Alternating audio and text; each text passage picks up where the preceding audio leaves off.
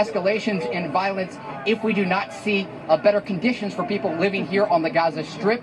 Again, if you look behind me here today, live ammunition, tear gas, tires on fire, and even Israeli snipers firing at boats in the water of the Mediterranean just to my right. So certainly an escalation to what we have seen earlier in the summer. Just last weekend, Fox News covering these protests along the border on the other side of the Gaza Strip. As you just heard off in the distance, another explosion, likely a grenade or a pipe bomb. I'm going to toss it back to you here, though. We are getting a lot of tear gas at this position. Heather? Yeah, understandably. Our shot going in and out as a result of all that. Thank you, Trey. Real tense moments over there. Thank you, Trey. What did you think of the president's interview last night? It covered a lot of territory. We'll put that question to Britt Hume coming up. In terrific shape. We are in an economic boom. People thought it would be impossible. The reality is we're clicking on all cylinders.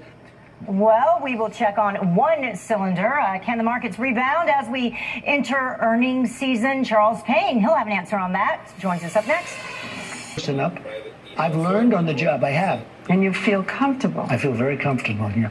You know, he's away from the midterm. Governor Sununu, I mean, he's steeped in Republican politics, Britt. He said on our show last hour the Republicans control the House by 5 seats.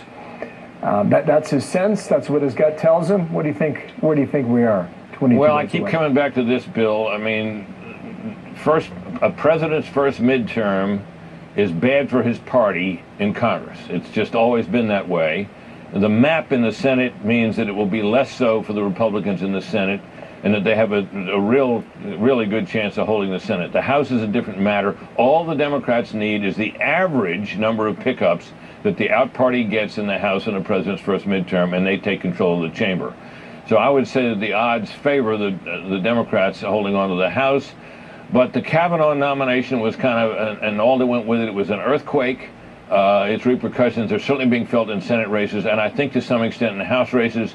How extensive a motivator it will still be by the time Election Day rolls around is an unknown, but I think it'll still be there and will probably help the Republicans. Holding the House with a 5-seat majority seems highly optimistic, however, at this point. Not saying it's wrong, but it's highly optimistic. Thank you, Britt. Have a good Monday, okay? Britt Hume there in Washington. Bill. Thank you. My favorite line, in the meantime, I'm president and you're not. There was that. Well, so a lot of takeaways from the president's first interview with 60 Minutes, including his thoughts on North Korean leader Kim Jong-un, how he feels about the young dictator's promise to dismantle his nuclear weapons program. Also, the president touching on his own West Wing staffers and cabinet, why he says he does not trust everyone, but that he feels comfortable as president. Former White House Deputy Chief of Staff Karl Rove is live on that, coming up shortly. Melania. She said that there are still people in the White House that she doesn't trust and that you shouldn't trust. I feel the same way. I don't trust everybody in the White House. I'll be honest with you. Okay? When you allow that, then what happens is people are going to pour into our country. There have to be consequences, Leslie, for coming into our country illegally. So immigration is a top issue in many congressional races, Bill, as you know, so this caravan could potentially put the spotlight back on that issue as voters consider this exodus from Central America and which party can handle it better. Thank you, William. William Longinus in LA on that. We'll see where it goes. Thanks, Heather. Well, President Trump making a stunning admission about his White House staff that he doesn't trust everyone there. Is that stunning? I don't know. What his candid comments mean, and they don't end there. Karl Rove, former White House Deputy Chief of Staff, will be here live to weigh in. Washington, D.C. is a vicious, vicious place. The attacks, the bad-mouthing, the speaking behind your back. But, you know, in my way, I feel very comfortable here. A wire? I'm usually guarded. Not so much a wire. I'm usually guarded. And I think I'm guarded anyway. But I'm not saying I trust everybody in the White House. I'm not a baby. It's a tough business. Well, some revealing moments now from the president. 22 days from the midterms. Karl Rove, former White House Deputy Chief of Staff to President George W. Bush, Fox News contributor, here with me now. Sir, good day to you. We might get interrupted. I hope we don't. Let's try and squeeze in as much as we can. What did you make of last night? 2 segments, about 25 minutes in length on 60 Minutes. What was your take from that, Karl? Well, the first one a little contentious, back and forth, a lot of interruptions. The second one more free-flowing, and I thought the president was enormously forthcoming. Some tough questions, maybe a few unfair ones, but he was enormously forthcoming. and in a way a little disturbing, the admission that he doesn't trust everybody in the West Wing. I can understand why he would feel that way after Steve Bannon and after Omarosa and God knows who else inside the West Wing leaking on him, but you always like to have the chief executive. A president is better when he has confidence in his staff and feels supported and feels that there's a sense of team in the West Wing and within the White House more broadly. Clearly he doesn't, and he spoke his mind about it. Yeah, I thought also, if you listen carefully, post-midterms, there's going to be some changes on his staff, and perhaps at very high levels. Did you take that away too?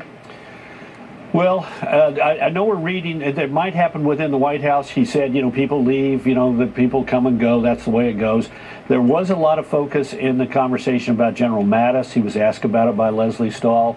My sense is that would be very problematic for the president. That's a tough job to fill, and it would be a tough confirmation fight. The president's already going to have some of those just because of the natural attrition. You never want to have more than you need to have because they do take away time and energy and effort of the president. But I'm not going to read it as definitive that the president wants to move him out. There's clearly some tension between the two of them on NATO. The president said, "I like General Mattis. I think I know more about NATO than he does, and I know more about it from the standpoint of fairness," which suggests to me that they had an issue over NATO, but the president's getting his way. NATO allies are popping up more money, meeting their commitments, and that works to the advantage of the U.S. Department of Defense, and it works to the advantage of the United States, and it works to the advantage of NATO. So the president's getting what he wants, and there may have been a disagreement about how to go about doing it, but the work's getting done. Okay, all right. You mentioned Mattis. We got the soundbite here. Here is how he answered it as to whether or not Mattis was going to stay much longer or not. It could be that he is. I think he's sort of a Democrat, if you want to know the truth. But General Mattis is a good guy. We get along very well. He may leave. I mean, at some point, everybody leaves. Everybody. People leave. That's Washington. You stay in that White House for 6 years. Probably took 60 years off your life. Let's see what happens. Six and a half, not that anybody's counting. But look, DOD is the Department of Defense. You need continuity, and frankly, the president is rebuilding the military. The guy who helped him get it started is Mattis. I think the president would be well served if Mattis remains. But he's right. I mean, everybody eventually leaves except the president. He's got 4-year term, and he has to stay for all 2 years, but everybody else gets a chance to make their own decision. Okay. All right, My hope is that he stays. Let's see what happens with Mattis. You think he stays okay in time. As we watch Air Force One here, 3 weeks from tomorrow, Carl, I mean, it's a big day. You've been traveling the country. You've been crunching numbers. I don't know what the congressional ballot tells you. I don't know what polls you think are legit right now and which ones are not. But what is your sense of the balance of power? 22 days my sense is in the Senate, the Republicans will have 1 out of every 5 times in a midterm election, the party in power holds its own or gains seats because of the nature of the Senate map. I think this is going to be one of those 1 out of 5 times. I think the Republicans will hold their own. In fact, I think they'll gain some seats. The House, a much tougher deal for the Republicans. There are about 31 seats up in the air. 2 of them open Democratic seats, 29 of them Republican seats. Control is going to be settled by that. By how those races fall out. I think whoever controls the House is going to control it narrowly. And if the Democrats do take control, Nancy Pelosi is going to have difficulty getting elected Speaker without breaking the arms of Democrats in red districts who said they wouldn't support her. And she's going to have difficulty holding the caucus together if she's got a narrow majority. But I think the Republicans are going to hold the Senate. House, I think the trend is against them, but they're not out of the game yet. I mean, that's why you vote, right? That's why you play the game. Yeah. Take it a step further, at the risk of getting ahead of this story. Well, let's say Republicans do have 52, 53 in the Senate. Let's say they lose the majority in the House.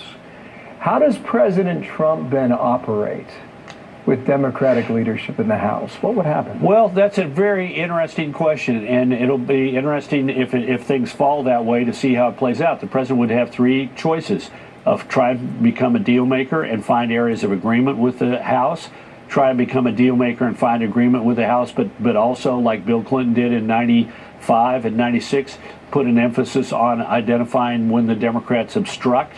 or simply, do what Barack Obama did after losing control of the House and rely on the pen and the phone to basically try and get things done without going to Congress. It'll also be interesting to see how the Democrats would react. Is Nancy Pelosi going to give in to the resistance, or is she going to try and find ways to find common ground on issues and move things forward?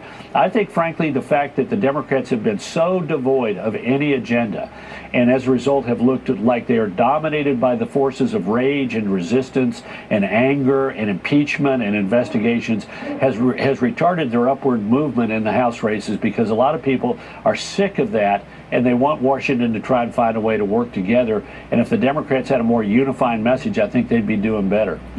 Thank you, Carl. We got it all in. Nice to see you, Thank sir. you, buddy. And awesome. You bet. You bet. Talk to you real soon. Thanks. And we continue to look at these live pictures. Eglin Air Force Base, the president, the first lady on board Air Force One taxiing in. We'll survey the damage in Florida and Georgia, and it is expansive, as we've discussed, Bill, because not only were they still cleaning up from Hurricane Florence, then they had Hurricane Michael roll through, and it just really has left deaths, injuries, devastation in the past. 19 people reported dead so far. Mike Tobin was reporting 2 hours ago that at least in one town there's at least 35 people who are missing. So we're watching the trip. Just want to get a quick commercial here. We won't miss any of this, but let's go ahead and squeeze that in.